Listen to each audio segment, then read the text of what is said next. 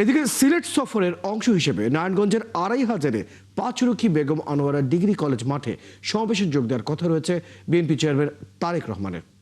নারায়ণগঞ্জ জেলা বিএনপির আয়োজনে এই সমাবেশে সুন্দরভাবে সম্পন্ন করতে সর্বাত্মক প্রস্তুতি নিয়েছেন দলীয় নেতাকর্মীরা। সমাবেশে লক্ষাধিক নেতাকর্মীর সমাগম ঘটবে বলে আশা করা হচ্ছে। এদিকে সমাবেশকে কেন্দ্র করে কোনো যেন অপ্রীতিকর ঘটনা না ঘটে সেই জন্য ৬০০-রও বেশি পুলিশ মোতায়েন থাকবে। পাশাপাশি বিভিন্ন গোয়েন্দা সংস্থার সদস্যরা মাঠে থাকবেন। এছাড়া মাঠের চারদিকে বসানো হয়েছে ৪০টি সিসি ক্যামেরা।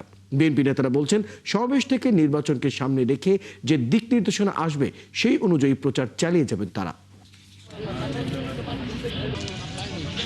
নারায়ণগঞ্জের প্রতিটি মানুষ এখন অপেক্ষা করছে, ওনার থেকে দেখবে, ওনাকে এক নজর দেখবে, প্লাস হলো ওনার থেকে দু একটা কথা শুনবে, ওনার দিক নির্দেশনা অনুযায়ী নারায়ণগঞ্জকে আগিয়ে নেবে। সামগ্রিক নিরাপত্তা থেকে যা যা ব্যবস্থা আছে, আইন শৃঙ্খলা বাহিনীও যথেষ্ট অ্যাক্টিভ আছেন, প্লাস আমাদের চেয়ারপারসনের ওনারও নিজস্ব আইন শৃঙ্খলা বাহিনী আছে।